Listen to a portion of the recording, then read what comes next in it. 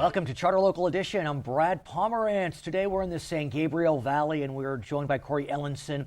He is the vice president of the Glendora Unified School Board, also a nominee for the California State Assembly, the 48th Assembly District, currently held by Roger Hernandez, who is termed out. That's right. And I want to speak with you about education because as a school board member, it's in your bailiwick, and if you should be successful, education's before the legislature. Absolutely, yeah. Let's talk about the recently released standardized test scores for K-12. The good news is, for English and math, test scores were up, meeting or exceeding expectations in English, 49%.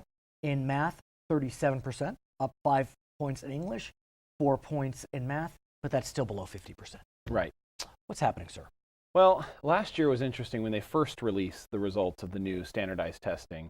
We had been doing the old STAR method and getting those API scores for so long that we were used to that. Right. With the new standards, the standards that students are learning now are far more difficult.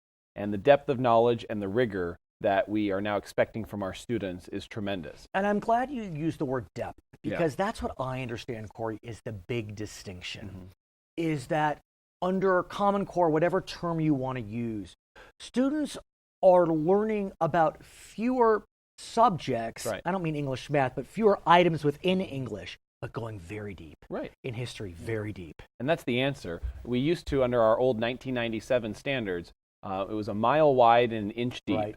And teachers were forced to pack a tremendous amount of material into just one semester or one school year. So it's basically here, learn this, memorize this, we got to move on. We don't have time to talk about it. And now we're expecting the students to really be able to master every subject and explain it, which is really hard to do in math, especially. And what's unique, having students explain how to do math. And what's unique about these exams, they're adaptive. So if a student gets a question right, the question will get harder. If they get it wrong, the questions will get easier. So it's a way to try to figure out where the student is and meet them at their level. Yeah, no more bubbling in on a Scantron where students can go see all the way down or make a Christmas tree. They've got these computerized standardized tests now under the Smarter Balanced Assessment Consortium. And it really gives a better picture of where exactly that individual student is in their learning. Now let's talk about what's known as the achievement gap. What we know is we can look at the achievement gap in terms of ethnic populations. But what I believe, sir, is that the economic disadvantaged numbers are the most instructive, because that's where you see a huge chasm. You see economically disadvantaged students in English at 35% median or exceeding, and in math at 23%.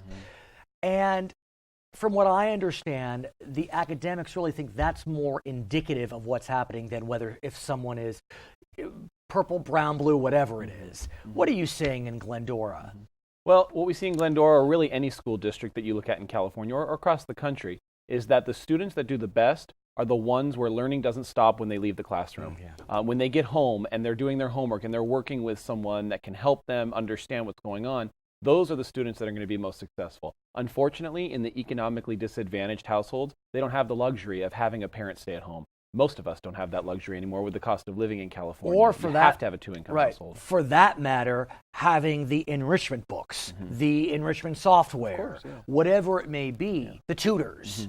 So, look, we know we have the local control funding formula, and that formula looks at economic disadvantage, and school districts that have more economically disadvantaged students will get more funding, and presumably that funding will be spent in a way that is effective. It has to be. Has to be. Takes time. LCFF is 2-3 years old. What's your sense? Does Glendora get a bump at all because of LCFF, or are you kind of middle income and don't see that bump? Well, all school districts, LCFF is increasing all school districts' funding. That is true. And then you look at each school district and you ask the question, what percentage of your students are targeted students? Socioeconomically disadvantaged, English second language, foods, correct. Those students then, if you have the higher percentage of those students you have in your district, the more money you're going to get. And does Glendora Glendora's on the lower end of that. I think we're about 29-30% of our students so you don't are targeted. Get a bigger bump. Whereas some of our neighbors, their targeted students are about 80-90%. So they're going to have a tremendous amount of funding through the concentration and supplemental grants, which have to, by law, be spent to close the achievement gap, have to be spent on those targeted students to try to bring them up. Do you feel as if that formula is equitable? I mean, look, one could argue that a kid who has learning challenges because of, let's say, economically disadvantaged status could be as challenging as a kid who is super intelligent and bored and a troublemaker. Yeah. Well, and I see that. And in Glendora, one of the things that I've seen as a school board member there is that even Glendora Unified, we have our share of students who need extra help. Sure. They might not fit into that targeted group, but they're students with other learning disabilities or whatever that we need to invest in them, some sort of one-on-one reading intervention, get them into a smaller class size, get them whatever support it is, whether it's reading or it's math or it's science. All districts have those needs. And when you fund districts this way, where the differences can be so exponential, where you're faced with school districts right next door to each other, receiving millions of dollars different from each other every year, it's going to severely hurt some districts' ability to recruit and retain quality teachers and have programs. And let's talk about how school districts are graded. Because in the end, when one is deciding where to live or if it's open district or whatever it may be, you often you want to look at a score. And we used to have API. Yeah, the and API. I guess the key number, you want it to be above 800, I think it was. That's a good score. API is gone. Yeah. API is gone for a whole host of reasons, including federal standards which required that it be eliminated.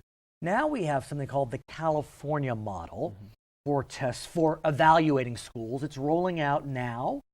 I guess there will be 17 colored boxes to summarize how a school is doing in a variety of categories, including test scores, growth, graduation rates, suspension rates, college preparedness, absenteeism, English as a second language, a school climate survey for safety, equity, parent involvement. It goes on and on. Well, have you gotten a little tutorial on colors? All school board members now are sort of being taught how to understand this new dashboard. But that's really what it is. You summarized it well. Previously, we had the 1997 standards and the STAR testing that went with it. Now we've got the new California state standards, and we've got the new Smarter Balanced assessment that goes with it. So with those two big changes, we had to change two things. Number one, how are we going to hold school districts accountable under this new measure? They had previous ways of intervening in school district operations if they weren't meeting standards. So the state board in California has been working on what they're going to do, and we're waiting to hear final results on that in terms of intervening in those schools that are underperforming. But like you said, changing how we report out to the public the quality of the educational programs in a school district. And where it used to be that one API number, now the idea is dashboard. We want a dashboard of measures to evaluate a school district so that we're not just focusing on some of the numbers that you mentioned about meeting or exceeding standards. We really want everyone to consider all of the factors that make a quality school district good, like the factors that you mentioned. Which I think is admirable. Yeah. 17 factors, different shades of red or green or yellow. It can be a little confusing, no? It absolutely is confusing. And I think what I'm concerned with is that the average citizen, when they do that, they're still just going to go to that one metric on the dashboard, how many students meet or exceed the standards, because that's a number they can take and compare it to the other districts. And we're basically falling back into the old API. It's tricky. But we really want people to consider all of those elements, because school environment, it consists of so much more than that. And if you're looking for a good school district for your children, you should want one with low disciplinary rates, high attendance, graduation rates, college preparedness, success after high school, however that's measured. And this dashboard gets closer to that, but we need the people to read them that way too. We'll see what happens. He is Cory Ellenson. He is a school board member in Glendora Unified. He's a nominee for the California State Assembly 48th Assembly District. I'm Brad Pomerance, Charter Local Edition.